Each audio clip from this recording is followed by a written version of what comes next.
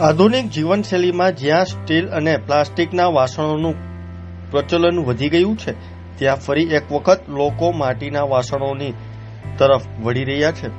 આ માત્ર એક ટ્રેન્ડ નથી, પરંતુ આપણા પ્રાચીન વારસાની તરફ પાછા ફરવાનો એક પ્રયાસ છે.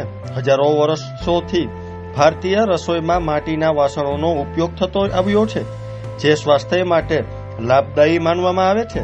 આજે પણ ઘણા કારીગરો આ પરંપરાને જીવંત રાખી રહ્યા છે અને લોકોમાં તેની જાગૃતિ ફેલાવી રહ્યા છે. તો ત્યારે જુઓ અમારો ખાસ અહેવાલ. આ વાસણ પરંપરાગત કે આજથી 5000 વર્ષ પહેલા જે અમારા બાપ દાદાઓ આનો જન્મ ટૂંકમાં કહી, દાખલા તરીકે આ જે પાટિયું છે, જ્યારે મોટા મોટા પરિવાર હતા ત્યારે આથી પણ મોટા વાસણ બનતા હતા અને જેની અંદર ચૂલાની અંદર આમાં રસોઈ થતી, એમાં પૌષ્ટિક આહાર બધાય રહેતા.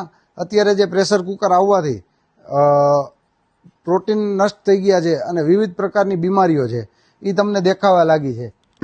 જેમ કે આ એનું નાનું પાટિયું છે. અત્યારે આની અંદર પરિવાર નાના થઈ ગયા, 4 જણાની ખીચડી એટલે આમાં થઈ જાય છે.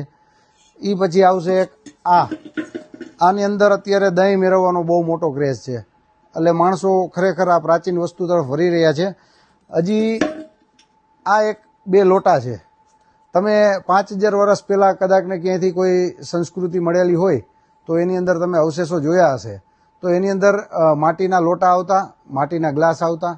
આ 2 લોટા એ 5000 વર્ષ પછી આ પાછા વિલુપ્ત થયા છે, એ આ અત્યારે જીવિત કર્યા છે.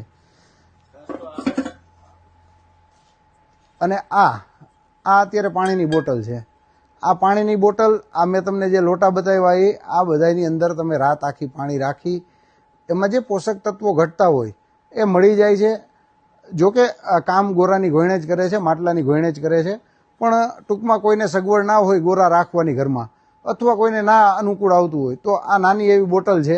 ઓવરનાઇટ તમે આને પાણી ભરીને રાખો એટલે સવારે તમને ઠંડુ ચીલ્ડ પાણી મળશે. અત્યારે આ બધી વસ્તુ બહુ માર્કેટમાં ફાસ્ટ ચાલે છે અને માણસો આની તરફ પાછા વળ્યા. એનું કારણ છે કે અત્યારે કેન્સર, સ્ટીલ, એલ્યુમિનિયમના વાસણમાં રાંધવાથી મોટી તકલીફ એ થાય છે કે એલ્યુમિનિયમના પાર્ટિકલ ખાવામાં ભેગા આવે, તમારી બોડીની અંદર જાય. એ વસ્તુ આ માટીના બર્તનમાં થતા નથી. એનું કારણ છે કે બહુ તો ધૂળ આવે, તો ધૂળ તો તમે ને મેં નાનપણમાં ખાધી હશે અને આપણા છોકરા હજી ખાતા હશે.